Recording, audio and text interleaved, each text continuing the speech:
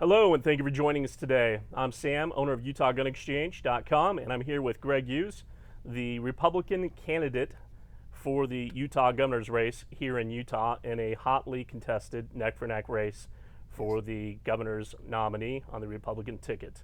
And we're going to play 20 questions literally today. Greg is volunteered to go ahead and let us know his position on the Second Amendment as it relates to these 20 questions that are designed to expose how someone really feels and acts as it relates to the Second Amendment. Greg, I appreciate your time. And I'm glad you're here. We need this. These are good questions to be asked of candidates, so thank you. Thanks for giving me a shot. Yeah, well, thanks for having me. Yeah. All right, well, how about we get into it? Let's go. I'm okay. ready. So first off, what is your understanding and the purpose of the Second Amendment? So we have a right to bear arms. It's a sovereignty issue. It's not a recreational issue. It's not a hunting issue. We have constitutionally protected liberties. These are liberties that we enjoy, and the Second Amendment, I fundamentally believe, our right to bear arms are how we protect all of our liberties that are found, protected in the Constitution and the Bill of Rights. It's that integral to a free society and the great experiment, meaning that your sovereignty is not with a governor or a president. It's with the people. There's no better way to exercise your rights than your right to bear arms. Excellent, thank you. Okay, do you believe the Second Amendment acknowledges an American citizen's individual right to keep and bear arms? 100%. I think that the ability to form a militia, or what you would do to combine as citizenry together to defend your rights, that citizen militia or that ability is essential and foundational to an individual's right to bear arms. So you can never infringe on it, and that's the fountainhead from which all else comes, is the individual right. Okay. What have you done, Greg, to defend the Second Amendment? So look, I'm the candidate that's been on the clock, okay? Because I've been a public servant for 16 years. I served as Majority Whip in the House of Representatives for 4 years, and I was Speaker of the House for 4 years.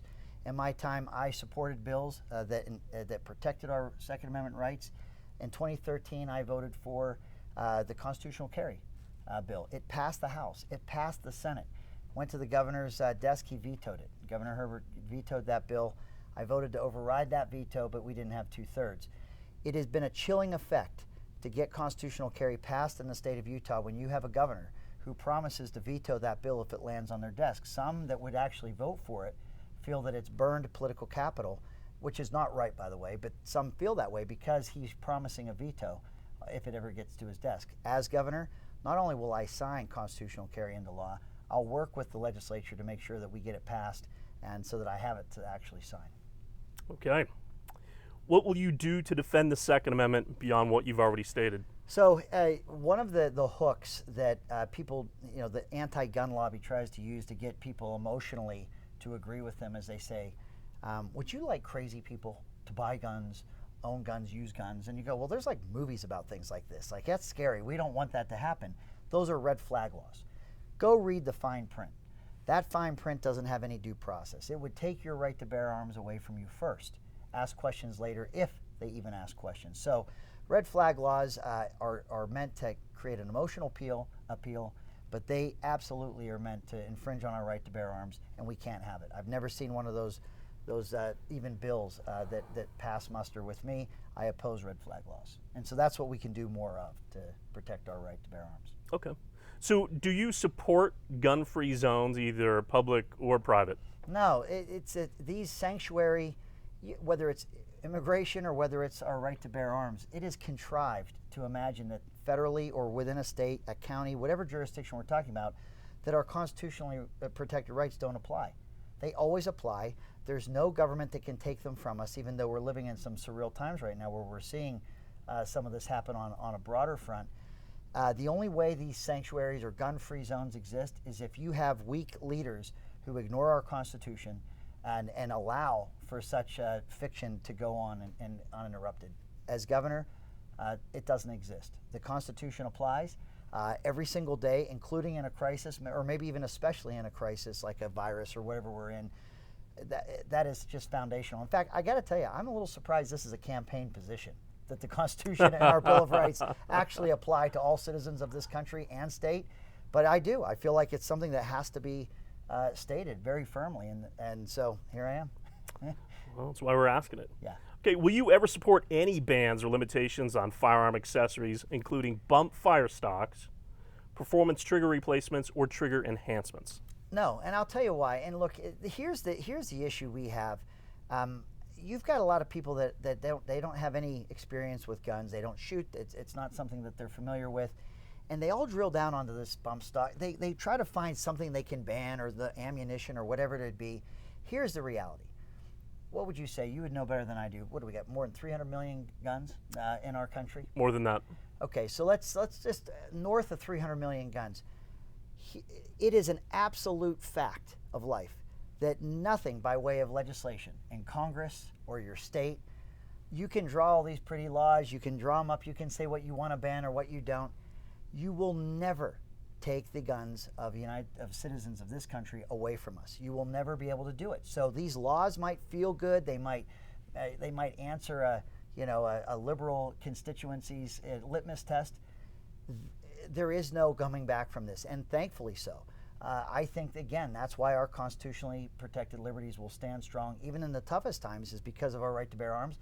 Anything that drills down on your ammo or what that gun looks like or whatever it is, it's fiction to even think if you passed it, it would magically make the gun owners of this country somehow comply, or that they would be the way that they would pass the law to restrict it. So all of it is fiction. It's not real. So let's just tell the people the truth, and that is we are a country that honors the right to bear arms, and that's it. I mean, everything else is just pageantry, political pageantry. Okay. Will you ever support raising the age to purchase a firearm? No. In fact, in our legislature, my last year as Speaker, we made sure that we had a provision, or we made sure that you could get a concealed carry permit when you were 18. Representative Lisenby, she ran that bill, got a lot of abuse for it, or criticism, but she held strong. She didn't buckle, and we passed that legislation. And so I think if you're 18 years old, that's good enough. And I honestly, the entire administrative process is one that I think we can keep as a state, especially if we want to go across state and reciprocity issues. We want to have that system in place. But I'm leaning more towards just liberty and being able to exercise our right to bear arms. So, love it. Will you ever support universal background check? There it is. No, I won't. I think it's, again, another idea that sounds good, but applying it is more fiction than reality. I don't think that it will work. People will always lean towards their liberties and their rights and how they're going to buy something, sell something. Universal background checks, I don't support them, and I don't think they will perform as advertised. I don't think they're intellectually honest. Okay. Will you ever support any legislation that eliminates the private transfer of firearms without a background check? No, it's for the reasons I just described. I think that, look, I think we all have to have, we're all going to be liable to some degree in our lives for decisions we make. And I think eyes wide open, we all have to understand that as Americans, that whatever decisions, there's consequences, decisions we make. Eyes wide open, when you're selling a gun, buying a gun, just know that you have some responsibilities in terms of that exchange or that purchase and that sale, and let freedom reign, whatever those consequences are. All right. Will you ever support any legislation that supports gun registration? No. Look, I have friends from Australia, and it is a sad scenario, and one where a family that has a lot of sons, and they lived on a farm, and they had a lot of farms in Ipswich, Queensland, Australia. They're friends of mine. The father, like the patriarch of all these boys and all these young men, they all have guns. They have rifles, but Australia is a country that began registering and banning guns. The day of that father's funeral, when they got back from the funeral, Australia government officials were literally waiting for them to take those registered guns from their family and from those sons and boys. They had paperwork in place where they had been bequeathed, and there was kind of a paper trail. But imagine that. Imagine that you've registered your guns, you pass away, and government officials are at your home as you're coming home from a funeral. This isn't a hypothetical. This is a scenario and an experience described to me. And so that's what you get when you start registering and when you start giving government that kind of information and control. We can never go down that road. Will you ever support any legislation that supports a background check with a tie-in to medical records? No, I think we have laws. We do have laws, HIPAA laws, where our medical privacy is our private information. Trying to tether that into the background check is a very dangerous and slippery slope. I would oppose it. Okay. Do you support concealed firearm permit limitations or expansion? Expansion. I think I like what we have, but I always think that we need to make sure, like we did when it was 21-year-olds, we let 18-year-olds be able to get their concealed carry. I'm not looking to limit that process at all. I would actually, the only thing I would do is I'd say that we can keep our concealed carry permit for purposes of maybe crossing state lines, like I mentioned. Okay. But I'd just rather have constitutional carry. It just seems simpler to me, and it's the essence of the right to bear arms. Okay. So would you say that you also support national reciprocity? Yeah, I do. Every state, look, we're sovereign states. States can decide whether they want that reciprocity or not, but let's lead by example and show what that looks like and how that works, and I think we can grow or build that well of support. So. Okay. Should a private business be liable for injury or death to a patron if it bans firearms on its premises? You know, I just have no faith in putting a sticker on a door that says, don't bring your guns in, and those that would be entering that establishment to do harm or to, they're going to go and say, oh, I was just about to rob the place, but the sticker says I'm not allowed to come in with my gun. I just think, again, it may sound nice, it might on a very shallow level be emotionally appealing, but it's not real. So I'm going to tell you that, yeah, I think that if you're under the notion that those that would look to do harm with guns are going to somehow be turned away by your sticker on your door, or if they even know it all, that's not true, and it could cause negative consequences to those that are law-abiding, that are obligated to follow the law, and put them in greater danger. So I do have an issue with that. I do think I'd have to look at how we make that liability happen, but I'm telling you, the sticker on the door telling people don't come in with your guns, it may feel good, but in reality it's not going to make any difference. Interesting point of view. Thanks. Would you ever support a waiting period on the purchase of a firearm? Look, I haven't thought that one through, but I lean to liberty. I just think, look, this is land of the free, home of the brave. I'm just not into creating more barriers or hoops or things like that. I think I just trust people. I think Utah deserves a governor that trusts the people of the state of Utah with your liberties, with your freedoms, and that could go even further than this Second Amendment right. I mean, look at the governor of South Dakota with this virus. Right. She never closed down a single thing. She never took the heavy hand of government and said, you're essential business and you're not essential business, and you're none of these games. She fundamentally trusted the people of South Dakota, and their cases of this virus are not an outlier. Well, that's a template for, I think, good leadership, of trusting the people. She's a conservative, she's a Republican, and she lets these constitutionally protected liberties run their course, and she hasn't gone wrong doing it. That's the kind of governor I would be. Excellent. Will you ever support legislation that allows firearms to be taken from a person if not convicted of a crime without due process of law? And will you work to fix current statutes that allow for that now? Yeah, I would be opposed to anything that would take someone's right to bear arms away without someone being convicted. Going back to a scenario when I was the majority whip, not this issue exactly, but here's a crazy scenario where open carry is legal in the state of Utah. You can open carry right now. We were seeing circumstances where if you were in more of a suburban area, more populated, and not rural Utah, but maybe in the Wasatch Front somewhere, someone is open carrying, and a mom or someone, a Karen, gets upset, gets scared, calls the police. We were having people exercising their free and lawful right to open carry being cited with disturbing the peace. So we worked in the legislature to make sure that you cannot be cited for disturbing the peace by simply exercising your right to open carry.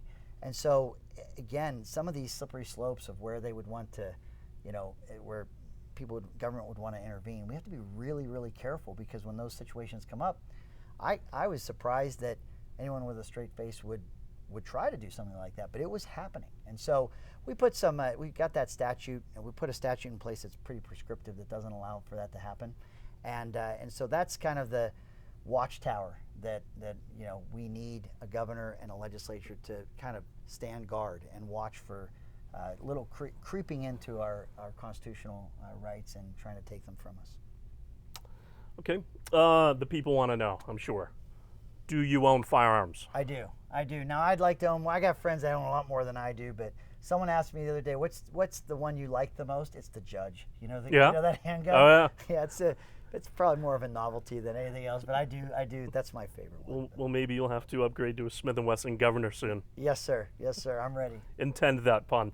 Okay, and they want to know, do you shoot, and if so, how often? Where do you like to go? Yeah, so I've been out with my brother-in-laws. I've been out with my neighbors, but I don't enough. I mean, I don't go out as often. Actually, the place I've shot most recently is and I don't know if I can say a commercial. It's a shooting range, where you can go and, good Republicans like to have fundraisers at our gun ranges because it's a great place to get people together and shoot. That's the last place I've gone, and it's been convenient right off the freeway, and I've gone there. So excellent. Is there anything else you want to expand upon in terms of what you've done in the past to help defend the Second Amendment locally? I think you've covered a lot of things. Yeah, I just want to say this. So we've never seen in the state of Utah 4 candidates in a Republican primary. It's usually one versus the other. It's been that way every time. This is the first time it's 4 candidates. That means that the percentage of popular vote that could win could be as low as 35%. What that also means is that your vote and your circle of influence and how people get involved, it has a greater weight when there's 4 people in a race versus 2, because if it's a 35% can carry the day, people that care about our liberties, our freedoms, and the circle of influence that they have, there's a ripple effect that happens there that can really help a race. Right now, it's statistically tied. It's all within the margin of error coming into this last week, and so that's why I appreciate this opportunity, Sam, because really we have so many liberals that are changing party affiliation right now from Democrat to Republican to take over this Republican Party and dictate who gets elected. And they're all saying anyone but Hughes and Iverson. Well, if myself and my running mate, County Commissioner Victor Iverson from Washington County, if we're the ones the liberals favor the most, then I would argue to you and the viewers, we're the ones that are protecting our constitutionally protected liberties. We're the ones that understand the essence of the right to bear arms, and that's what the liberals and the leftists fear the most. So I would just say, in a tight race, and this is tight, every vote counts, and would love the opportunity to earn your support. And that's why I think these moments like this are so critical in this race. So I really appreciate the opportunity to answer the questions. Agreed. Is there a message you'd like to pass on to any voters that are on the fence in terms of voting, and they think my vote doesn't count, it doesn't matter anyway? What would you like to say to them? I would just say, look, there's more conservatives in the state of Utah, Republican conservatives who revere and exercise their constitutional rights, than there are of those that would like to make this state purple or blue and more liberal. And so you have to know that the only way you're going to see this state turn purple is if we don't get involved. If you who are watching this and you that love and want to never lose our right to bear arms, you have to get right involved. Look at the candidates running. I'm biased. I kind of like me as a candidate, but I got a track record. If you don't have a track record as a candidate, there's a lot of pressure. Liberal media, special interest groups. There's a lot that come after public servants where people make decisions out of fear. You don't want a governor that's going to make decisions out of fear. That's why we don't negotiate with terrorists, because we don't make decisions out of fear as a country. So test out the candidates. Look at their public record. I'm going to tell you, I stand proud by my record of defending our Second Amendment rights when I've been on the clock and I've been a public servant. So it's a critical time right now. It's surreal times if you think about it, with this virus, with riots going on right now. Tough times don't last. Tough people do. That is this state. Agreed. That's this history and heritage of the state of Utah. True. So I'll put my faith in the people of the state of Utah every day. Excellent. Well, thank you for the insight on every one of those questions. Thank you, brother. We appreciate it. Thank you. And we thank you for taking the time to listen to this and get informed on the issues. Many of you are single-issue voters on the Second Amendment. It's critical that everyone who believes in the Second Amendment defend it and is the change they want to see. We hope that these questions and answers from Greg can help you in your voting decision. Get out and vote. We're on the Thank you. clock.